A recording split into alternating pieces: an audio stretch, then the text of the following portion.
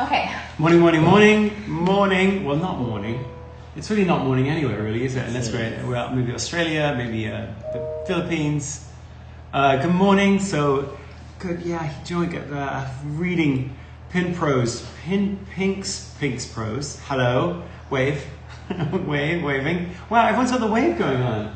Really? Yeah, I don't know how do we wave. Good morning, Birmingham, Alabama. Wow, I bet it's pretty muggy in Birmingham, Alabama, actually. Hello from Nebraska. Hi, Mary Hayes. Your friend Christy Pavel was kayaking this morning in Nebraska, so that's interesting. Who kayaks in Nebraska? Where's Pablo? Pablo is... hold on, we lost a dog. Where is it? Okay. I think he's got something in his... Hi. All right, hi. Hi. This accounts for much... What is he eating? What is he? Oh, he's got a thing. Hi, wave at Pablo. Wave.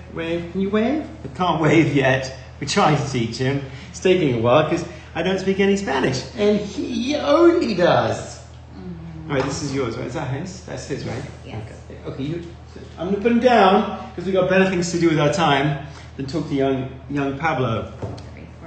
Hello, I'm going to say hi to a few more people. Hi, Laura Brenneck. Gregory from New York City. Hi, New York City. Hope you're coming online here shortly. The North Bay, Johnny Yo 8, Joe Bro 8. Candy from California. Love that. Again, we got some Springboks from South Africa. Hi, lots of love going out to South Africa. Washington, Mill Creek, Washington. Hi, Diane. Hi, Kay Coates from Stockton, California. We got from Boston, a couple of Red Sox happening here, which is great. From Iowa. It's getting springtime in Iowa. We're going to start planting things pretty soon. Hi, sweet home Alabama, Rachel Mays. Sweet. Hi from Germany. Guten Tag, guten Abend, guten Abend, guten Abend. Ich habe alle meine Deutsche vergessen habe. I think that means I've forgotten all my German. Anyway, hi from Madison, Wisconsin. Calgary, Canada, the Flames, Flyers. Canada, Calgary, Flames? Well, you have no idea, do you? No idea. Hi from Virginia. Hi from Rochester. Hello. It's 12:03. Hi from Baltimore, Maryland. That's Dr. Kelly, 247, as opposed to Dr. Kelly, 248. Very, very different person. Cindy joined. Hello, Cindy. Elsa from Sweden. 9 o'clock? What do you say, 9 o'clock Sweden? 9 o'clock? Anyway, hope you're staying... well, I guess it's springtime in Sweden. Hope you're staying safe in Sweden. Hope everyone's staying safe. Hi, Coopstagram from Seattle. Couple more here. Anyone? Vancouver Island, British Columbia. Vancouver Island, arguably the most beautiful place in the world, by the way. If you haven't been, go to Vancouver Island. Also have some vampires, I guess, because that wasn't that where Twilight was filmed? Anyway, okay. Calgary Flames, Philadelphia Flyers. Thank you. Let's go Pens. Remind everyone, that's how you communicate with them, or with comments and... Yes, so the point of these lives are, as ever, that we get a chance to have a conversation and a wee chat with one another. So please keep sending in questions. We've got Michelle is here, and then Christy and Meredith and Kate are various parts of the world looking at the questions you're sending in. So our point for all of this is to engage with you and try to answer any questions that you may have about life, the universe, and everything. At least as it relates to StandOut and strengths. So our focus today, and I think I'll just dive right in because hello. Can you give love to our TNBC team in Minneapolis right now? Oh yes, huge love to our Minneapolis TNBC team. Minneapolis, for those of you who don't know, those outside the States, going through a really difficult time right now because of serious tensions in the city. I'm sure it's very disconcerting and scary, and I know that there's enough disconcerting, scary things going on in the world right now. So big love, big shout out to all of the TNBC team in Minneapolis. Please, everyone in Minneapolis, stay safe, stay thoughtful, stay caring of one another, stay curious about one another, be empathetic with one another. Yes, there's a whole lot of stuff we could say about that, but that's not our focus for today. Give me some love if you've taken StandOut. Who's taken the StandOut assessment? Let's just have some love around that. And if you could tell me what your StandOut top 2 roles are, that would be great, so we can see kind of Equalizer creator here. Hi, Tess. Okay, great. Let's see how many people have actually taken some Yeah, lots of people have taken StandOut. That's great. We've had, the first time we did one of these was April the 17th. And our commitment at the time was just that we will do an Instagram Live every Friday to answer any questions that you may have. Since April 17th, close to 50,000 people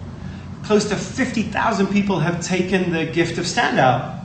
And so this time we thought, gosh, we had a chance to answer some questions, April 17th about StandOut, but there's now almost 50,000 people that didn't have a chance to be with us on April 17th.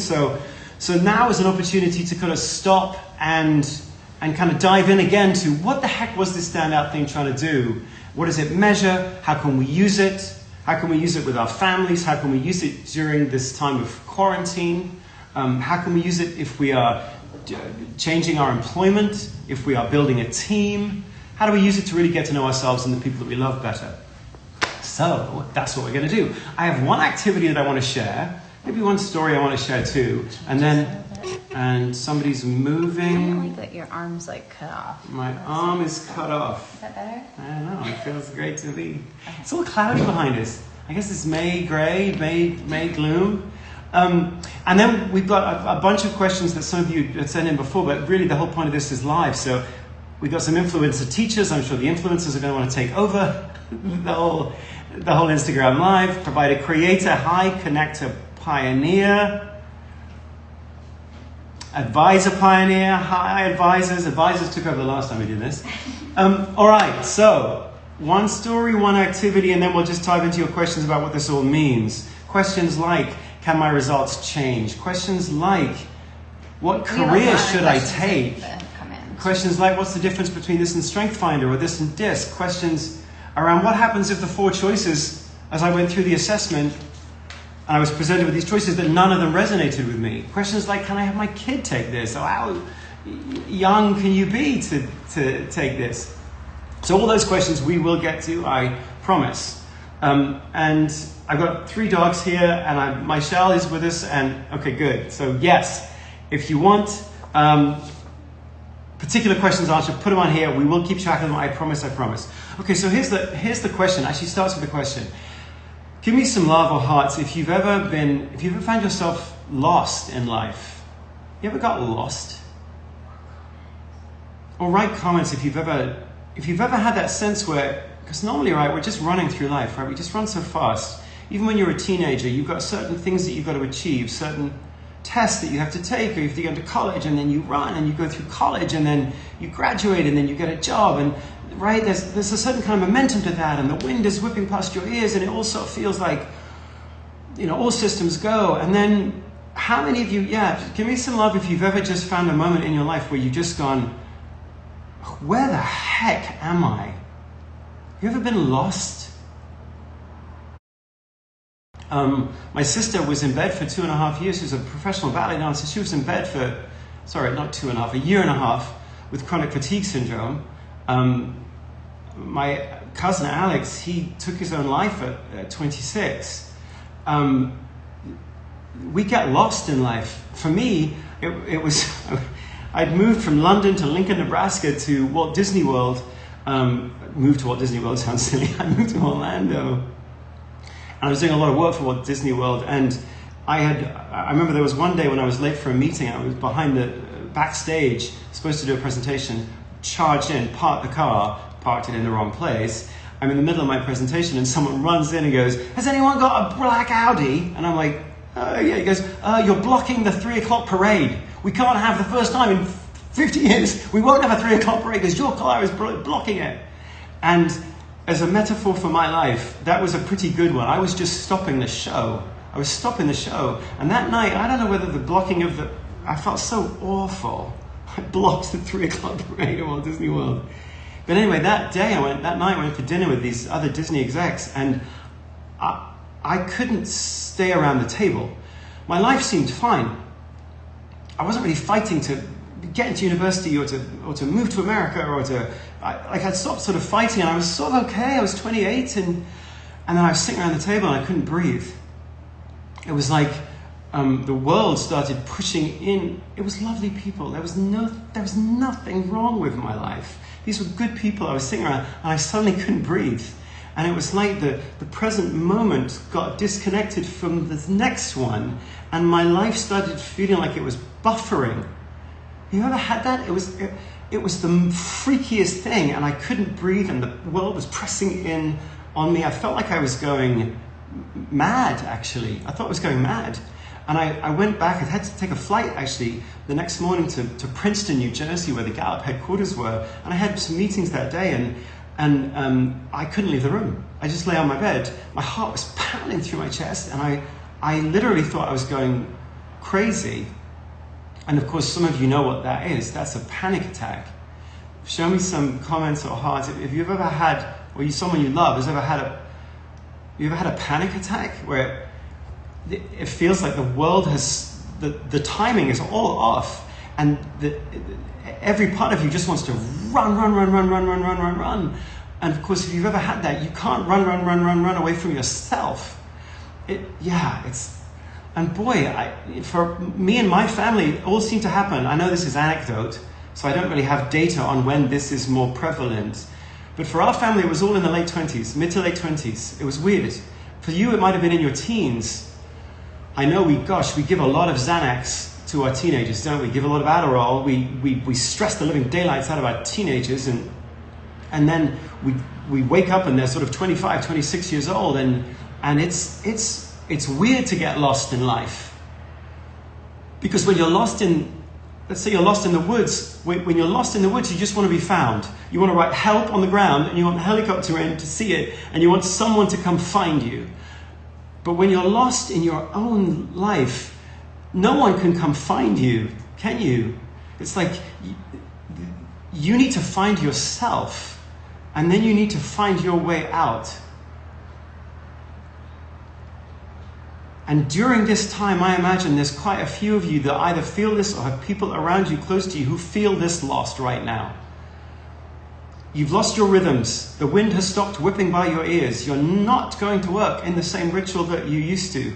The days seem to blur together, and you're both busier than you've ever been and getting less done than you've ever been. And your personal and professional is all blurred together. And it must feel for many of us like a really disorienting time. This time is that feeling turned up to 11, but I know you might have had this in your life anyway, times where you just feel completely lost. And when you feel lost like that, really the only way forward is, the only way forward is to find yourself. No one else can come find you. You have to find yourself and then find your way. So our hope in this gift of StandOut, yes, we wanted to help you forge connection with those you love and see them through the lens of strengths, because we sometimes don't do that. But what we really wanted to do is say to you, can we help you find what is true about you? Can we help you fall back on what are your strengths no matter what? No matter how lost you are in the forest, no matter how you woke up at Walt Disney World and felt like your whole life was off and you didn't know what was going on. How do you find yourself, Marcus? Well, you find yourself by going back to what are your core strengths that you take with you wherever you go.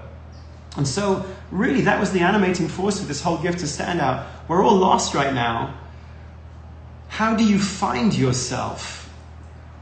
Well, you find yourself when you can pinpoint in great detail those things about you that are strong and true and that you can contribute to others.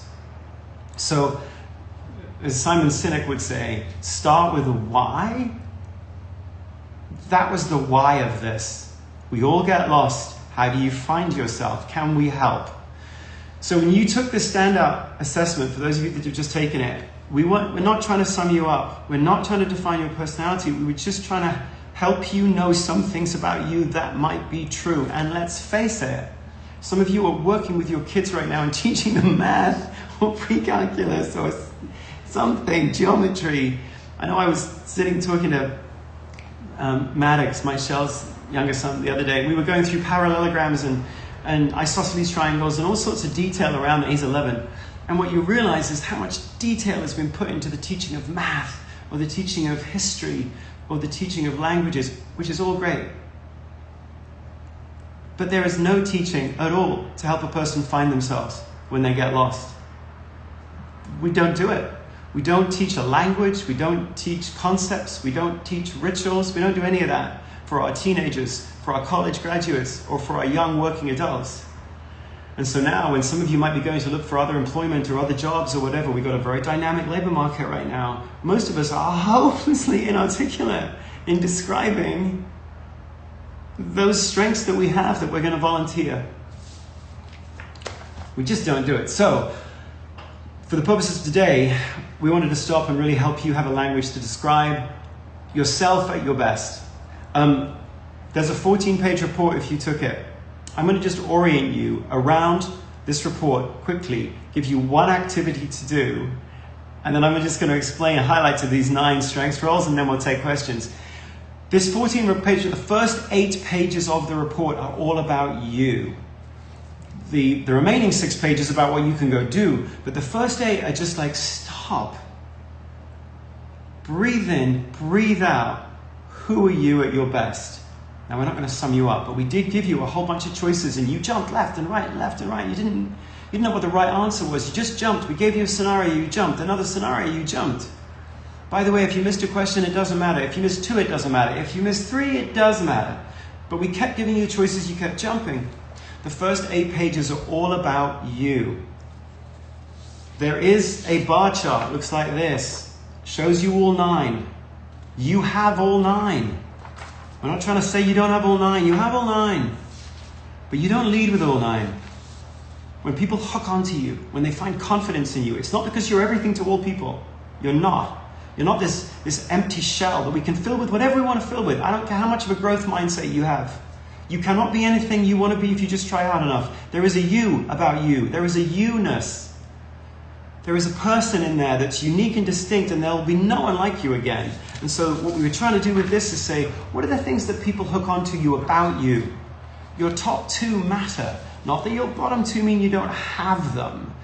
But we were trying to find what are the things about people that they really, really, really hook onto about you. So if you're going to use this intelligently, what I would strongly suggest you do is the following simple activity. And if you want to see an actual version of this, then go to our Instagram over the next couple of days and we'll post an actual version that you can fill out.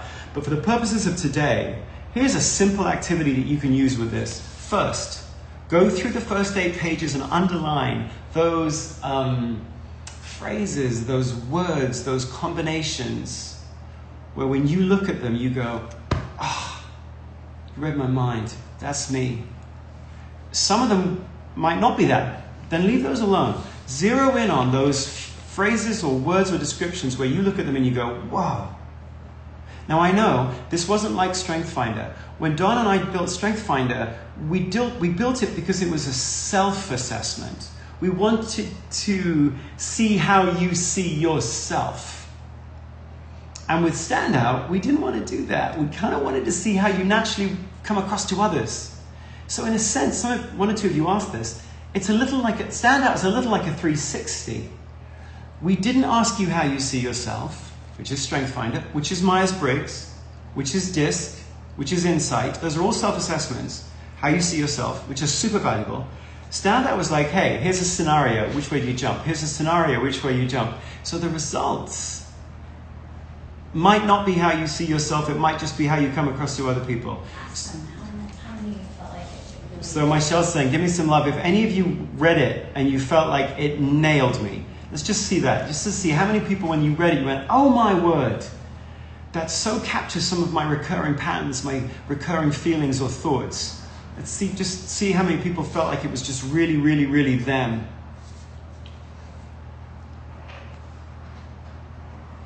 Nobody. No, I'm kidding. It's like, yes. And then, okay, flip that around a little bit. How many of you read it and went, I resonate much more with my number 3 and number 4 than I do with my number 1 and number 2? Show me some hearts if that was your reaction. We're like, well, but my number 3 and number 4. Anyone have that kind of feeling? You might well have done. Yes, some of you did, yes. Look, if you look at all 9, it looks like all 9 is like a description of the perfect human. You're going to look at some of those other descriptors, and you may well think in your self-definition, that's me. which is fine. What we were trying to do here is simply say, when we give you these frequent reactions and you keep jumping and you don't know what particular strength a response is going to lead to, which way do you jump? If you came out with stimulator, creator as your top two like I did, it was because we gave you 12 different chances to hit each of the 9 strengths roles. In 15 minutes, we gave you 12 different chances. So if it came out stimulator, creator, it's not random, it wasn't happenstance. It was because you didn't know what you were doing, but you kept jumping left versus right. And as a result of those choices, out came stimulator, creator. So, to begin with, go through your top 2. Even if you look at your number 3 and number 4 and go, I think those are... Before you get there, at least marinate in the descriptions of your top 2 and underline, by yourself, don't share this with anyone, underline the phrases or the words that really, really describe you. And then, I'd like you to try and answer for yourself 2 questions to get you to reflect and 2 questions to get you to articulate. 2 questions to reflect, 2 questions to articulate. You ready? Okay, here are the 2 questions to reflect. First, as you've gone through, you've underlined. First, answer the question just for yourself. Just answer the question.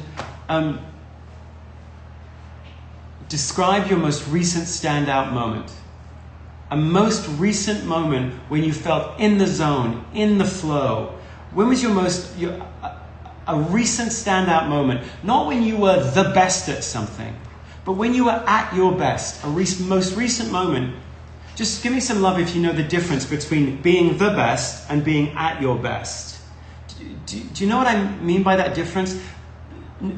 You're not bragging by going, I'm the best, but when are you at your best? So think of a moment recently where you had a standout moment for you, a standout hour, might have been a standout 2 hours, but describe an activity. Yes, you know the difference, right? This isn't, you're not saying that you're the best in the world at this. You're just saying, during that time, I was just at my best. People sort of lent into me. They were kind of attracted. I was in the zone. Time was flying by.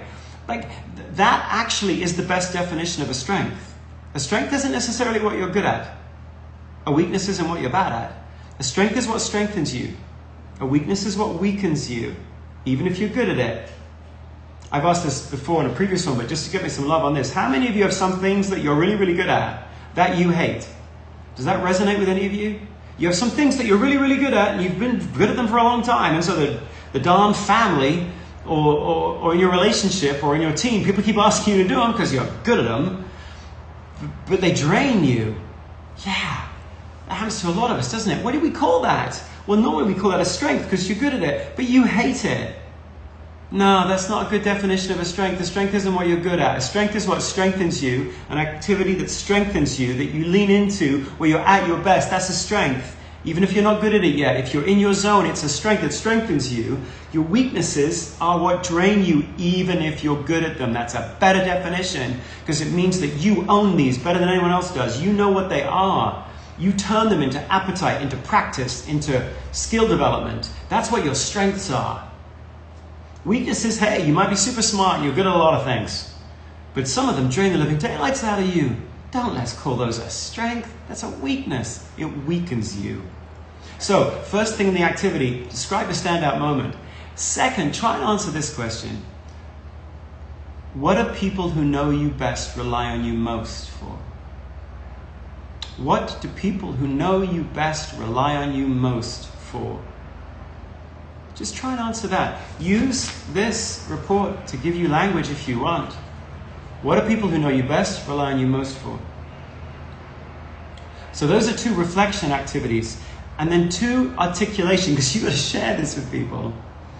In the spirit of a strength is what strengthens you and a weakness is what weakens you. Try this. Try to write 2 statements. You'll write a lot more, but try to start with 2. The first is what we call a strength statement. Write a statement that says, I feel strong when I... and then finish the sentence. I feel strong when I what? And you got to put a verb in there. You got to put a verb. I feel strong when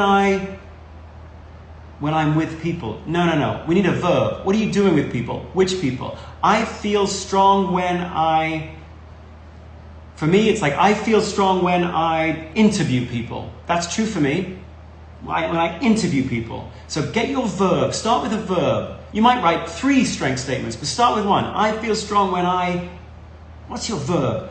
And then finish the sentence with, does it matter? Ask those does it matter questions. Does it, for me, does it matter who I interview? Does it matter what I'm interviewing them about? Does it matter when? Well, it turns out, I don't like interviewing people that aren't very good at their job. I don't know why, but I only really feel at my best when I'm interviewing people that are really good, about why they're really good. Okay, that is, when I got lost, when my life sort of stopped, and I felt like I was going crazy, funnily enough, that one strength statement saved me. I feel strongest when I'm interviewing somebody who's really good at their job about why they're good. That kind of re-anchors me to how do you draw strength from life. I'm not saying I didn't write a couple of other strength statements, I did, but start with one. Could you write one strength statement? Can you answer Feckle 1983's question? Feckle 1983. I love that. So good. I'm a primary pioneer and secondary connector. Do you have any thoughts on how we could leverage specific strengths or traits to help workforces return to the office workplace during the pandemic? Okay. So the question was, how do you use Pioneer Creator to get back to Pioneer Creator?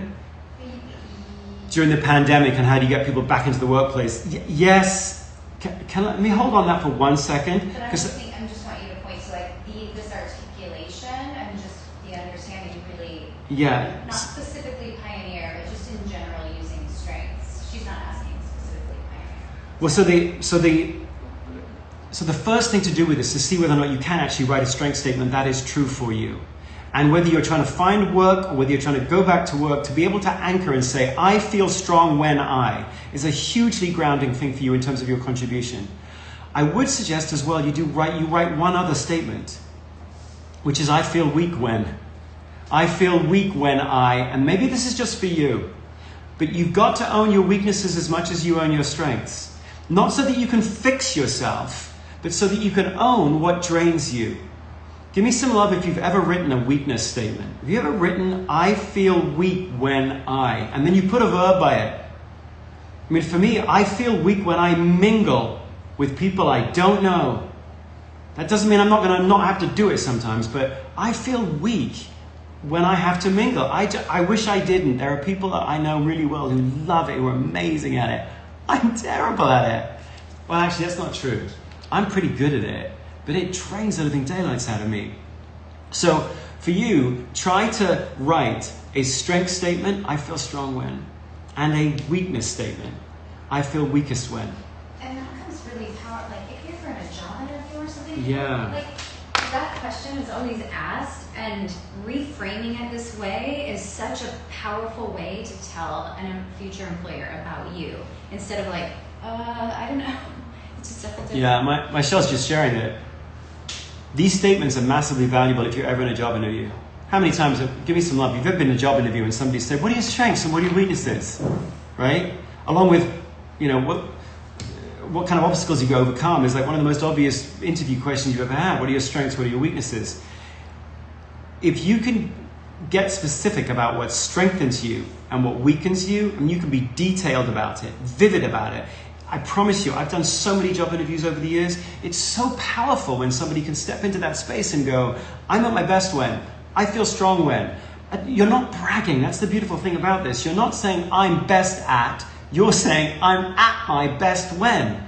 Whew. Any job interview, it'll blow them away that you'll be so vivid about what it is that you bring. So please use this StandOut report. These aren't labels. These are doors. These are doorways into the uniqueness that is you.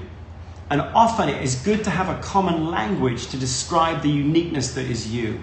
It's like having 12 notes in a scale.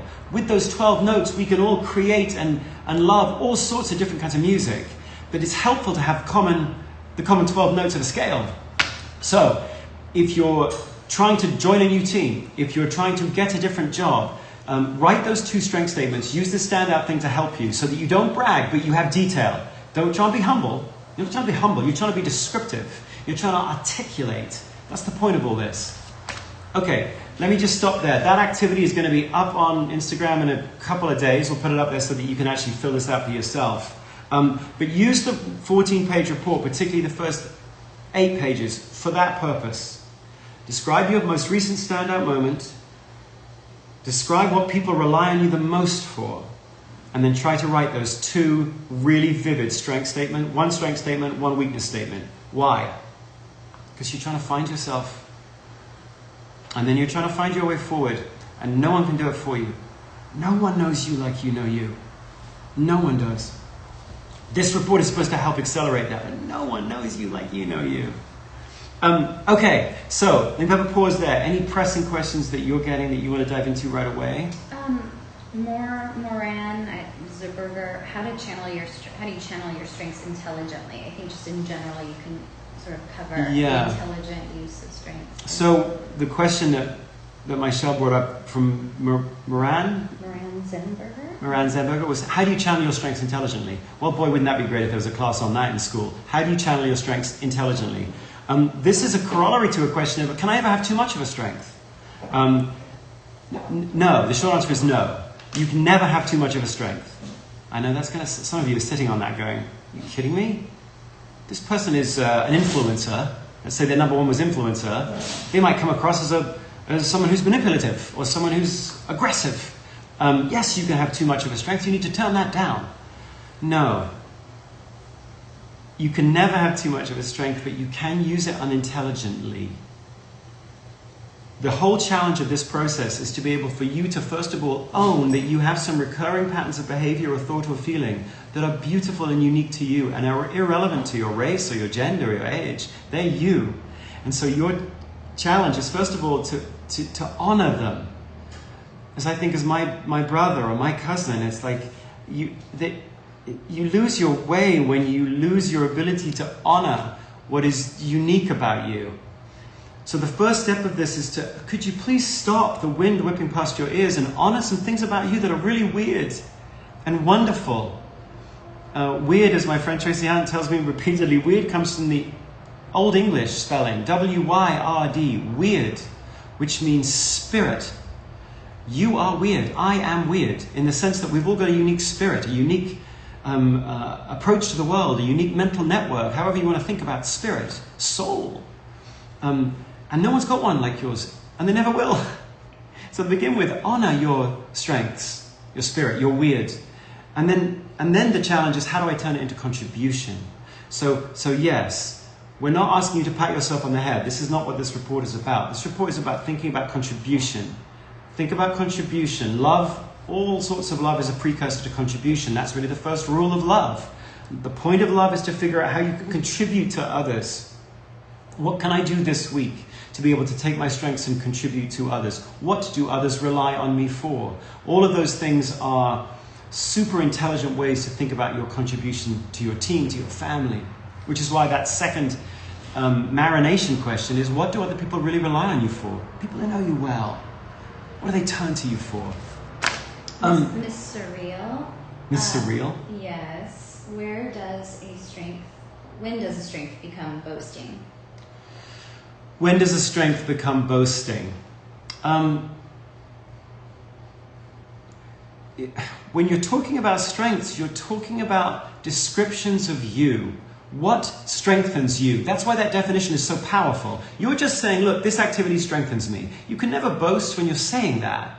You're not saying, I'm the LeBron James of empathy. I'm the Michael Jordan of influence. You're not saying that. You're saying, I'm at my best when this happens. I feel strong when this happens. I lean in when this happens. That's what you're saying. And so no one can come in.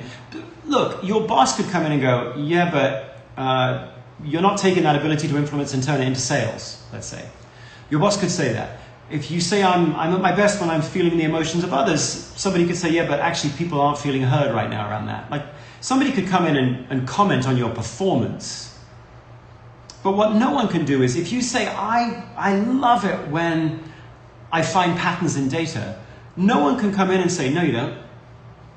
Because you are the source of truth about you. It's one of the things we don't teach kids in school early enough. There's one subject, there's one whole subject area, there's one whole part of the curriculum where the kids have all the right answers. And it's the area that deals with their strengths. So when the kid says, I'm at my best when, the teacher can't say, no, you're not. The teacher can say, well, you got that math problem wrong. But the teacher can't read inside the person's brain and know what their spirit is. The person knows that best. That's never boasting. It's always just beautifully descriptive. Okay, these 9 strengths roles. First of all, back on April 17th, I said, listen, if you really write yes, and how many of us as parents wouldn't want our kids to have a whole curriculum around how do you describe you, how you learn, how you think, how you build relationships, so that the kid can go through their teenage years and not put aside their personalities and try on somebody else's personality, but they can sit powerfully in their own skin. Like, oh, I know as employers, we would desperately want to hire people like that. Do we do anything on that with kids? No, it's a complete miss. We get lost because we don't know who we are. Should we be teaching a curriculum around that all the way through college and into work? Yes. Anyway, more to come on that, obviously. Back on April 17th, we said, listen, if you want to go through each of the 9 in detail, I'm going to put videos up that dive into each one of these 9 and how to challenge an advisor, how to stretch an advisor, how to get an advisor excited about change, how to grab an advisor's attention, how to give an advisor attention. If you want all that, we've made actually 18 videos, one for each of the 9 that is about 60 seconds long. It's on the Instagram, and if you want to see the 60-second version, our colleague Jakai Mikkelsen, he made these beautiful, fun videos around what does an advisor look like, feel like. And then Michelle and I, we just chatted about each of the 9 in depth. And so if you want to see the 15 to 20 minute rumination on advisor, then you can find that. Actually, we've now moved those to YouTube. Just we wanted to figure out a way to have you engage with them if you want to. We just moved them yesterday. Meredith did it all. Thank you, Meredith. And so there's a 15 to 20 minute rumination on how advisor is almost exactly Kerry Washington in Scandal. And then why creators need time by themselves and hate surprises. I've even got one with Stimulator. I'm wearing a silly hat. Okay, so if you want to dive deep in any one of the 9, please go to YouTube and you can find these deep... Really? That's a problem? Anyway, his credibility's now completely shot. I thought I looked fine. Apparently not. Apparently not. Anyway, here are these 9 quickly. Advisors. Show me some love if you're an advisor. Advisors? Any advisors on the... Any advice? I know, how funny is that? Fine, okay, I got fixed. One point about all this. You are so close to your own strengths. It's just like breathing for you. You probably can't even see them anymore. One of the reasons of doing this is to step you outside of you so you can see you. Advisors, we hook onto you because you think about what works. You think about the way that the world is actually working, and the world doesn't always work fluidly. You step into the places of friction and solve things. You always have been that way. It's like breathing for you. It's easy for you. It always doesn't feel like you're trying. You just step into problems and solve them, and you are commonsensical and practical, and we hook onto you for that. You like specifics, you like facts, you like detail, you like being able to know what's actually going on so I can actually deal with it. And we love you for that. Connectors. How many connectors we got? We got any connectors? Connectors. Michelle's a connector. We had a long chat about this. I mean, I think Michelle's actually sort of tortured. Give me some love if you're tortured by your top strength role. She's tortured by the fact she can't turn it off. Connectors see all of these different points of connection. People, things, colors, moments, resources, books. And so you might start with an idea, and with Michelle, she'll have 14 other things she'll pull in. Michelle, maybe you're like this if you're a connector. Michelle doesn't work fast. And she doesn't work fast because the moment she's got one thought about something that she could do, there are 4 other things that come in immediately. So by the way, advisors and connectors can clash, because the advisor's like, hey, listen, I looked at it, I saw the situation, I sized it up, we should do this. Meanwhile, the connectors are going, whoa, whoa, whoa, whoa. What about this? What about that? Have you thought about this? Have you thought about that? Now, have we got any advisor connectors? Show me some love if you're an advisor connector. Who's an advisor connector? If you're an advisor connector, you've got a split personality, don't you? The connectors are going, well, what about connecting with that, and then that hits that, and then the advisor's part of you is going, oh yeah, but we got to move, we got to act, we got to move, we got to act. I'm sure many of you found that your strengths, your top 2 strengths roles in StandOut, sometimes they pull you in different directions. Probably a good definition of maturity is owning those top 2 and understanding how they can weave together into something fine and strong. But some days you get pulled in different directions, don't you? Your strengths are beautifully harmonious. In fact, you sort of have to make them harmonize. Creators, one of my top 2. How many creators we got? Creators, remember the first question creators ask is always, frankly, we're a little self-absorbed. Sorry, we are, creators. Because the first question we ask is, what do I understand? What do I understand? I always think that with creators, if I'm doing this, if I was a creator watching me sort of do this, I would be going, slow the heck down and tell me why there are only 9. Why did you do 34 with StrengthsFinder? And why did you do 9 here? Was there a 10th one? What was the 10th one? Where did it go? Did Pablo eat it? Where is Pablo? Okay. So that creators are always like, we don't like surprises, because we've got to, I was watching Normal People last night. I don't know if you've seen Normal People. It's a really good show. Normal People. It's a little explicit, but anyway, it's a very good show.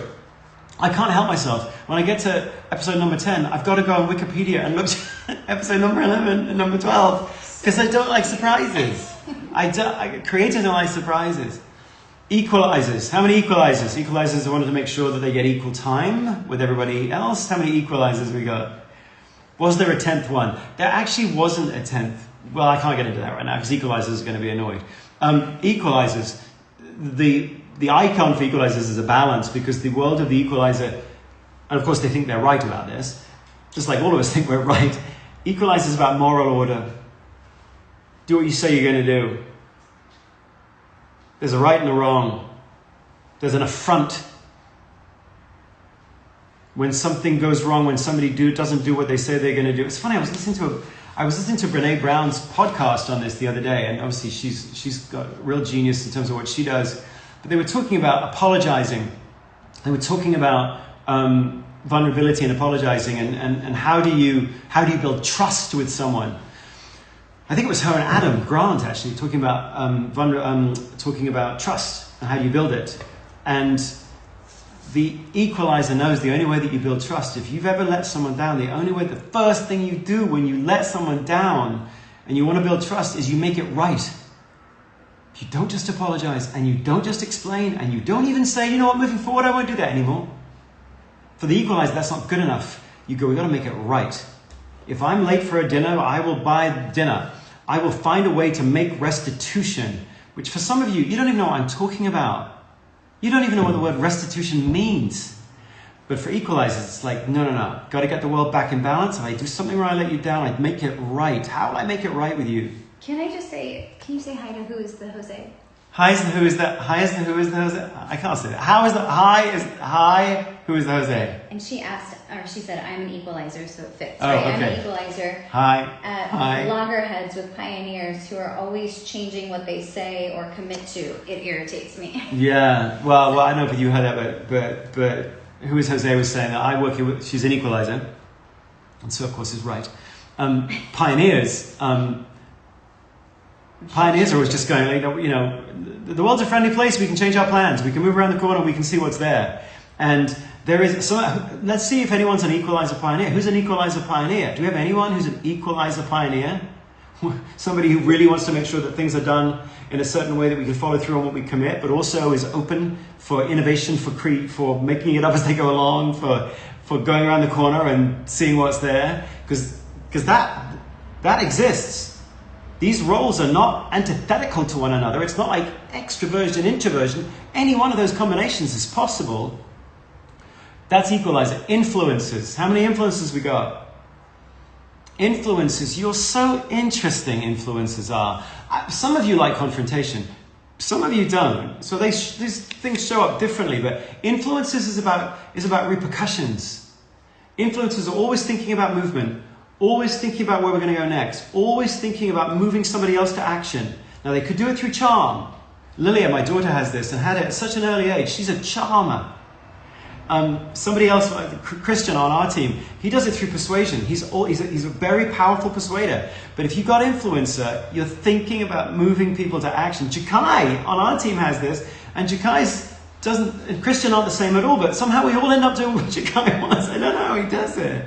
That's what influences, that you're always thinking about repercussion and movement. You don't even know you're doing this. But it's so beautiful to be around you because things keep moving around you. Pioneer. How many pioneers? Pioneers are great because you call up a pioneer. Like Amy on our team is a pioneer. Laura on our team is a pioneer. And you call up and it's like, well, what about, should we try this? And pioneers are like, yeah, absolutely, because the world's friendly. You go around the corner, it'll probably be a good thing.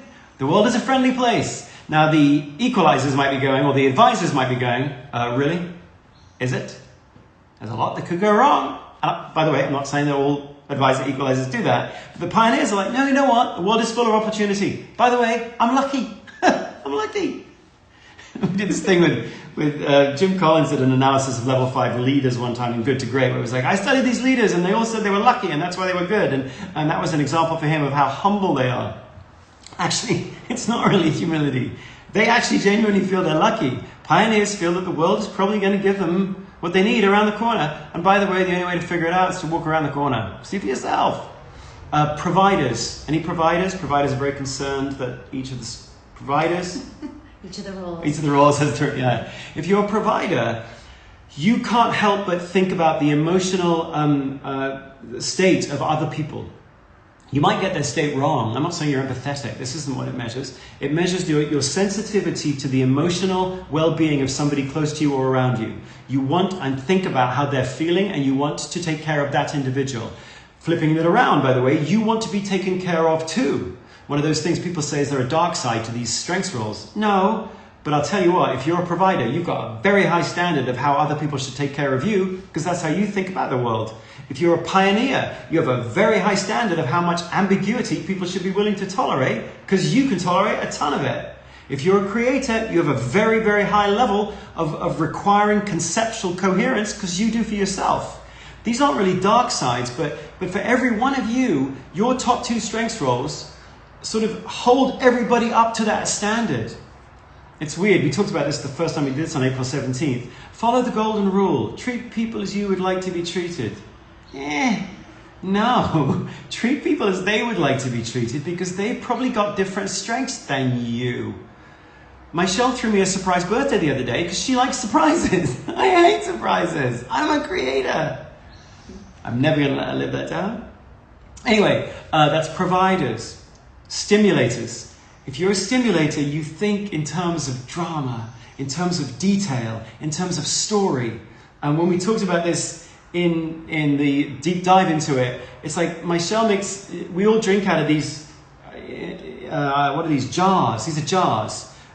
Because we can't possibly just drink out of a regular glass. Every one of these jars they used to be used for something else. So every one of them's got a story. And so for Michelle, she's a stimulator. So for her, everything in life, even what you drink out of, has a little story to it, has a little heightened thing about it.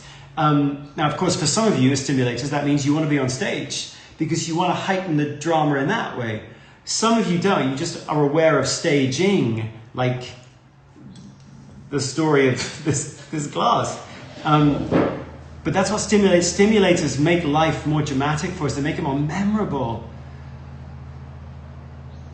Yeah, I mean, stimulators are another one of those strengths. It's hard to turn off. If you've got a stimulator, it's like sometimes you just want to go, could I just turn that down? I'm sure you've had that with your own strengths roles. And then the last strengths role is teacher. Teachers doesn't mean you're a teacher. What it means is you ask a ton of questions, and you always start with your own questions about you, your own questions about other people. You think of every human as a work in progress. And when I say this, teachers that are on the phone right now, you're like, how could you say it any other way? But of course, for many of us, we don't see it that way. Advisors might think of it in terms of a problem to be solved. And creators might think of it in terms of a concept to be understood. But teachers think about each person, including themselves, as an ongoing work in progress. And that's what's beautiful. The fact that each person can only start with where they're at. And I've got to get down on the ground level with them to see where they're at. I mean, if you got teacher and you are a teacher, I bet you'd be a good teacher. But teacher, really, we get drawn to you because you never come in with your answers. I mean, sometimes, frankly, sometimes advisors, you might come in with your answers. I've looked at it, this is what we should do. Teachers, if you leave a teacher, if that bar on your thing, if that bar is teacher, and you come in with questions, you always start with, I don't know. It depends. Depends on the situation, depends on the person. And for us, that is super sexy. It's like we lean into, every one of these strengths roles is sexy, actually, because when you're at your best, you're really contributing it, you are really attractive to all the rest of us. It's like we just lean into that thing you do when you do that thing you do. So those are the 9 strengths roles. Can you say that again? That was cute. What did I say? I said, can you lean into the thing you do? can you lean into the thing you do when you do that thing that you do so well? It's like, it's funny, we have, you have the folks that you meet in life, right, during the course of life, and some people you're just sort of drawn to. You don't really know why. We went to Santa Barbara, no, we went to Ojai the other day. Not the other day. I'm sorry, the other day. The other day, my mom told me the other day means any time in the last 5 years. So, I don't know if you're on, Mom, but anyway, we went to Ojai. We met this chap. I wish I had the hat. I don't have the hat. Anyway, we bumped into this guy who was selling hats in the main street of Ojai. And it turns out his energy in this, I don't know why we walked into that. We didn't want to buy a hat. But you walk in and the hats, there's the hats everywhere. And he had an energy about him that was just, you just wanted to sit and listen to this guy talk all afternoon. And it turns out that his job was finding hats on the heads of cowboys in Oklahoma and New Mexico. He finds hats on their heads that he thinks are charming or funny or weird. And then he takes them to a river in Ojai and he washes them in the river in Ojai. And then he puts them on a stone wall by the side of the river in Ojai. And then he puts them in his shop and he sells them. And then he puts these Victorian beads around the rim of the hat and decorates them. From old antique lamps. From old antique lamps and antique Victorian clothes. And you think, what a crazy job. What's that job? But there was such calm about him. He had figured out his way. He knew who he was. There was a great generosity of spirit about him. No competition, because his way was his way. And there was nobody else that was going to say, well, I'm better at you at your way, because his way was his way. And he'd found a way to make money. He'd found a way to make a living. He'd found a way to make a contribution. And for us, it was ineffable why we were drawn to him. But just give me some hearts if you've ever had this. Some people in your life, they found a way to be comfortable with that unique combination of strengths that they have and then turning it into contribution. And they feel at peace, they feel found, they feel generous, and you want to be around it because it doesn't feel brittle, it doesn't feel as though they are trying to defend themselves against you. There's no armor. It's like, I am this and I contribute this. Yes, some of you have had that. So my hope with you for this standout report, not that it sums you up. It does not sum you up. There are a whole bunch of you that have the same top 2 as me, that don't look like me, or sound like me, or smell like me, or contribute like me, or whatever. But what it might do for you is it might give you a language to walk through the door and then see the detail of what you really bring to the world. You feel strong when what? Put some detail. I feel weak when what? Put some detail to it. And then if you're on a team, I would suggest, and we did a team activity on this 3 or 4 weeks ago, you go round your team and people don't brag, they just describe, this is what you can rely on me for, this is when I'm at my best. If you're in a family quarantine situation right now, it's a beautiful thing to do, to just go, see me for what I do best. This whole thing is I see you, I love you. And so that was the point of us offering you the gift of StandOut, to give you detail, to describe and articulate the unique contribution that you have to make in the world. Can we get some questions? Yeah, we were at 12:56, so we got hi Michelle, hi Mom, hi Michelle says Mom. Yes. Just a couple minutes. A couple people are unclear between teacher and creator, because you said like they both asked why. They both asked questions. So listen, difference between teacher and creator. Creator's first thought in any situation is, what do I understand? What do I understand about this? Your first thought in any situation is stop, everyone stop. What is the concept that explains these real effects in the world? Creators always want to know, what's the why that explains all these outcomes? And until I can understand the concepts, I get disoriented, I get confused. So creators are like, stop the world, I need to understand what's underpinning this. Teachers, their first question is about growth. Their first question is about growth. So it's always about, how can I learn? How can I grow? How can you learn? How can you grow? And the teachers seem to understand that the orientation is always about, where are you at? Because you can't grow from where you're not at, you grow from where you're at right now. So where are you at right now? What are you thinking right now? What are you going through right now? What am I going through right now? What did you just learn? What are you about to learn? What did you just encounter? What are you about to encounter? So teachers see people as a work in progress, and that's their default. The point of life for teachers is for their own growth and development and for the growth and development of others. Now you may say, well, that's everybody's point in life. And theoretically, that should be everyone's point in life. But that's not the way that some of us go through life. Frankly, I don't go through life like that. Some of you do. Your default in every situation is, where are you at? And how can I help you learn? How can I help you grow? And we want to know the reality of your situation right now. That's a teacher. And it's a very attractive trait to be around, because you get drawn in and you feel like you're heard. Dr. Kelly. Dr. Kelly? Oh, we got 1 minute and 37 seconds. Oh, we do. Maybe we can, next Friday, there's a bunch of questions coming in. Maybe we should just do a Q&A? Okay, well, maybe we'll do a Q&A for next week if you're interested. Just on these strengths roles. I would say this though, if you are interested in having your team or your family know more about these strengths roles, please go to my YouTube, which is Marcus Buckingham TV, and look at your top 2. If you have a child who's taken this and they're 17, 18, 19 years old, look at their top 2. Michelle and I really did just try to bring this to life in a way that was like real about humans in the world. So take the time to go beyond the label and go into, what behaviors would you see? What's frustrating about it? What's challenging about that particular strength role? These are the exact things that we sort of wish we would give to all of our teenagers as they're growing up. A ritual to think about the beautiful uniqueness of each person. So if you want to find those, please go to the YouTube channel. On Instagram, we'll tell you we'll put up, right? In a couple of days, we'll put up that little you only stronger activity. So then we would have an individual activity, a team activity, a relationships activity. So then what you'd find there is an individual activity called you only stronger. You'd find a team activity for you to do with your team. And then you'd find a relationship activity. Because frankly, we develop best in response to another human being. And very often the human being that we're responding to is the one we're in relationship with. I think that is us out of time. Thanks so much for... Next week, come back. We'll do more Q&A.